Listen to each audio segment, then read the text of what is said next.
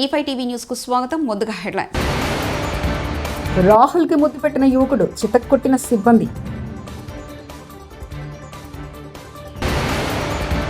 పాలమూరు జిల్లా బిడ్డ జాతీయ నేతగా ఎదగడం గర్వకారణం సీఎం రేవంత్ రెడ్డి. వైఎస్ జగన్ అధికారంలోకి వస్తారనే భయం చంద్రబాబులో మొదలైంది అంబటి రాంబాబు. యాదాద్రి పుణ్యక్షేత్రంలో భక్తుల రద్దీ, నరసింహస్వామి దర్శనానికి 2 గంటల సమయం. కాంగ్రెస్ పార్టీ అగ్రనేత రాహుల్ గాంధీ చేపట్టిన ఓట్ చోర్ యాత్రలో కీలక ఘటన చోటు చేసుకుంది. బైక్ నడుపుతున్న రాహుల్ గాంధీకి ఓ యువకుడు అకస్మాత్తుగా వచ్చి ముద్దు పెట్టాడు. ఈ ఊహించని పరిణామంతో రాహుల్ గాంధీతో పాటు ఆయన భద్రతా సిబ్బంది ఒక్కసారిగా షాక్ గురయ్యారు. భద్రతా సిబ్బంది వెంటనే తేరుకొని ఆ ముద్దు పెట్టిన వ్యక్తిని గట్టిగా పక్కకు లాగి 2 కొట్టారు. అయితే యువకుడు ముద్దు పెట్టిన రాహుల్ గాంధీ మాత్రం తన బైక్ను ఆపకుండా ముందుకు సాగిపోయారు. విద్యార్థి నాయకుడి నుంచి అంచెలంచెలుగా జాతీయ స్థాయి నాయకుడిగా ఎదిగిన సురవరం సుధాకర్ రెడ్డి గారి మరణం తీవ్ర ఆవేదనకు గురిచేసిందని తెలంగాణ ఉద్యమంలో తన వంతు పాత్ర పోషించిన చిరస్మరణీయ ముద్ర వేసుకున్న వ్యక్తి సురవరం సుధాకర్ రెడ్డి ప్రత్యేక తెలంగాణ కోసం ఆనాడు కేంద్ర ప్రభుత్వం ఏర్పాటు చేసిన కమిటీ ముందుకొచ్చి మద్దతు తెలిపి మాతో నడిచిన వ్యక్తి కామ్రేడ్ సురవరం సుధాకర్ రెడ్డి. సురవరం సుధాకర్ రెడ్డి గారిని లేని లోటు తీర్చినది. వారి కుటుంబ సభ్యులకు, కమ్యూనిటీ పార్టీకి, ప్రజా ఉద్యమాలు చేసిన వారికి మా నాయకుడి తరఫున, మా పార్టీ తరఫున ప్రగాఢ సానుభూతి తెలియజేస్తున్నట్టు కేటీఆర్ వ్యాఖ్యానించారు. మహనీయులు పెద్దలు సురవరం సుధాకర్ రెడ్డి గారి మరణం మా అందరినీ కూడా తీవ్రమైన ఆవేదనకు, తీవ్రమైన దిగ్భ్రాంతికి గురి చేసింది. వారు అంచెలంచెలుగా ఒక విద్యార్థి నాయకుడిగా తన ప్రస్థానాన్ని ప్రారంభించి ఒక జాతీయ పార్టీకి జాతీయ స్థాయిలో ప్రధాన కార్యదర్శిగా 7 ఏళ్ల పాటు బాధ్యతలు నిర్వహించడం అంటే సామాన్యమైన విషయం కాదు. నిబద్ధతతో మొదటి నుండి ప్రజల పట్ల ఒక స్పష్టమైన ప్రజా సమస్యల పట్ల ఒక స్పష్టమైన అవగాహనతో అన్ని ప్రజా సమస్యల విషయంలో కూడా క్రియాశీలంగా వ్యవహరించిన సురవరం గారు మన మధ్య లేకపోవడం అనేది ప్రజా ఉద్యమాల్లో పనిచేసిన ప్రతి ఒక్కరికి కూడా తీరని లోటు. ముఖ్యంగా తెలంగాణ ఉద్యమానికి సంబంధించిన మాట మాట్లాడాల్సి వస్తే ఆనాడు కమ్యూనిస్ట్ పార్టీ ఆఫ్ ఇండియా ముందుకు వచ్చి పెద్దలు ప్రణబ్ ముఖర్జీ గారి కమిటీ ఆనాడు కేంద్ర ప్రభుత్వం ఏర్పాటు చేస్తే యూపీఏలో ముందుకు వచ్చి ఆనాడు కమ్యూనిస్ట్ పార్టీ ఆఫ్ ఇండియా మద్దతు తెలపడం, పార్లమెంట్ ఉభయ సభల్లో కూడా వారు మద్దతు ఇవ్వడం, మా వినోద్ గారు అదేవిధంగా మా గౌరవ పార్లమెంట్ సభ్యులందరూ ఆనాడు ప్రత్యేకంగా జాతీయ స్థాయిలో సురవరం సుధాకర్ రెడ్డి గారు కూడా ఆనాడు మాతో కలిసి నడిచిన వారు. ఆ రోజు జాతీయ స్థాయిలో వారితో పాటు కలిసి పనిచేసే ఒక అవకాశం కూడా మా పార్టీకి కలిగింది. వాళ్ళ పెద్దలు కేసీఆర్ గారు వారితో ఉన్న తన అనుభవాలను కూడా గుర్తు చేసుకుంటూ వారి తరఫున అదేవిధంగా మా పార్టీ తరఫున కూడా మరి కమ్యూనిస్ట్ పార్టీ ఆఫ్ ఇండియాకి అట్లాగే ఈ రాష్ట్రంలోని ప్రజా ఉద్యమాల్లో పాల్గొన్న ప్రతి ఒక్కరికి, వారితో పాటు ముఖ్యంగా సురవరం గారి కుటుంబం, వారి శ్రీమతి విజయలక్ష్మి గారికి, వారి అబ్బాయి కపిల్ గారికి, అదేవిధంగా కమ్యూనిస్ట్ పార్టీ ఆఫ్ ఇండియా అభిమానులకి, కార్యకర్తలందరికీ కూడా మా పార్టీ తరఫున, మా పార్టీ అధ్యక్షులు కేసీఆర్ గారి తరఫున హృదయపూర్వకమైన వినమ్రమైన నివాళులు అర్పిస్తూ వారి లేని లోటు పూడ్చలేనిది. వారి కుటుంబానికి ఈ సందర్భంగా మనోధైర్యంతో, నిబ్బరంతో ముందుకు పోవాలని మనస్ఫూర్తిగా కోరుకుంటూ వారికి మా నివాళి. ఇక్కడ రాజీపడని సిద్ధాంతాలతో రాజకీయాల్లో ఎదిగిన నేత సురవరం సుధాకర్ రెడ్డి అని తెలంగాణ సీఎం రేవంత్ రెడ్డి అభివర్ణించారు.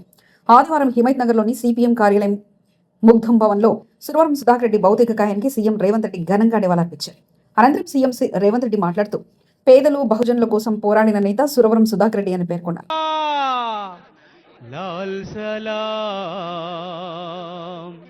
లాల్ సలాం ఇదే మా లాల్. రాష్ట్రంలో ఇప్పటికిప్పుడు ఎన్నికలు వస్తే చంద్రబాబు చిత్తచిత్తగా ఓడిపోవడం ఖాయమని మాజీ మంత్రి అంబటి రాంబాబు స్పష్టం చేశారు. రాజమండ్రిలో అంబటి రాంబాబు మీడియాతో మాట్లాడారు. సూపర్ హామీలతో చంద్రబాబు ప్రజల్ని మోసం చేశారని, చంద్రబాబు ఎన్నికల్లో ఇచ్చిన హామీలు ఎన్ని, నెరవేర్చినవి ఎన్ని, వైఎస్ఆర్సీపీ అధికారంలో వస్తుందని 14 నెలలకే వైఎస్ జగన్ అధికారంలోకి వస్తున్నారని చంద్రబాబు భయపడుతున్నారు. చంద్రబాబు పెద్దాపురం స్పీచ్ ఇదే కనిపించింది.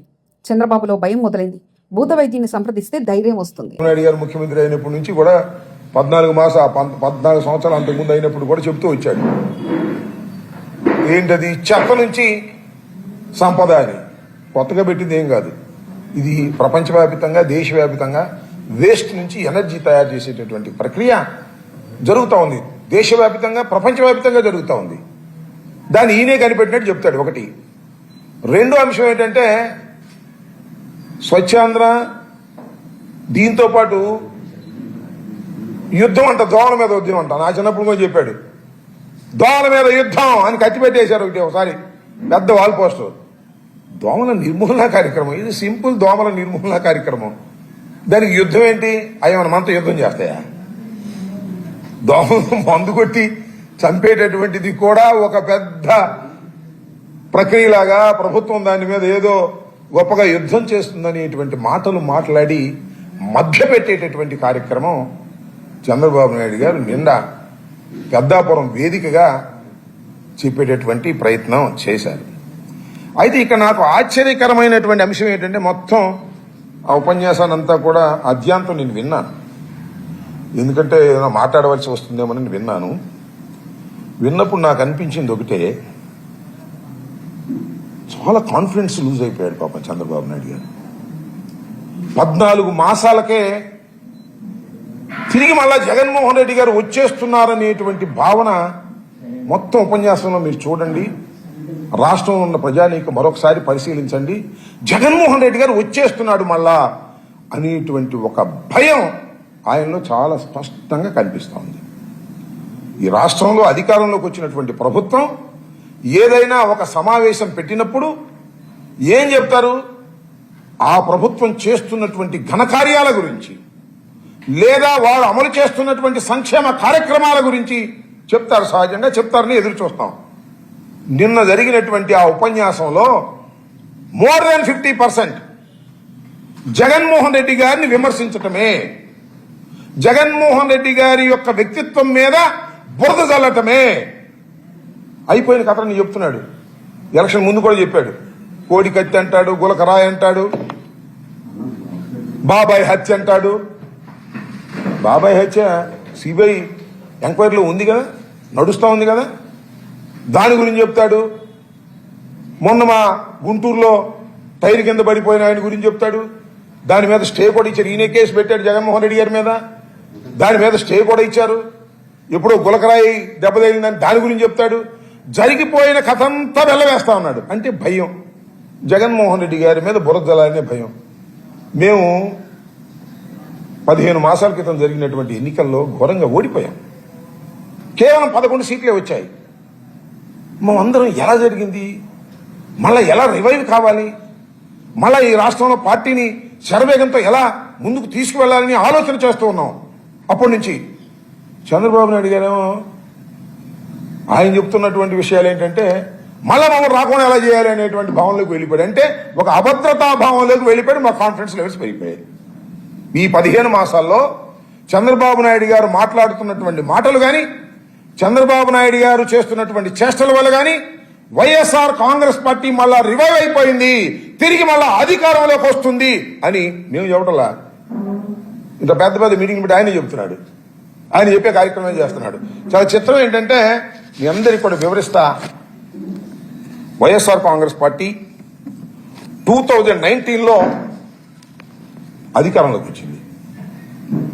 అప్పుడు అధికారంలోకి వచ్చినప్పుడు చంద్రబాబు నాయుడు గారు తెలుగుదేశం పార్టీకి వచ్చినటువంటి ఓట్ షేర్ ఎంత అంటే 39.17తో వాళ్ళు 23 సీట్లు గెలుచుకున్నారు.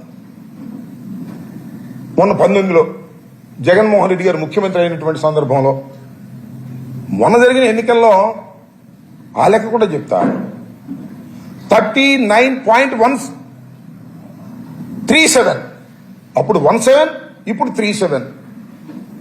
అప్పటికన్నా తెలుగుదేశం పార్టీకి వచ్చినటువంటి ఓట్ షేర్ కన్నా 23 సీట్లు గెలుచుకున్నప్పుడు తెలుగుదేశం పార్టీకి వచ్చిన ఓట్ షేర్ కన్నా 11 సీట్లు గెలుచుకున్నటువంటి జగన్మోహన్ రెడ్డి గారికి వచ్చిన ఓట్ షేర్ 0.2 ఎక్కువ. ఇది మీరు గమనించాలి. ఇది చంద్రబాబు బాగా తెలుసు. ఎందుకంటే 0.2 తక్కువ వచ్చిన మనమే మళ్ళా రివైవ్ అయ్యి ఈ రాష్ట్రంలో అధికారంలోకి వచ్చాం థంపింగ్ మెజారిటీతో. జగన్ నిజామాబాద్ జిల్లా శ్రీరామ్ సాగర్ ప్రాజెక్టు వద్ద గోదావరి పరవళ్లు పర్యటనకు ఆకట్టుకుంది. ఎగువ ప్రాంతాల నుంచి జలాశయానికి క్రమంగా వరద తగ్గుతుంది.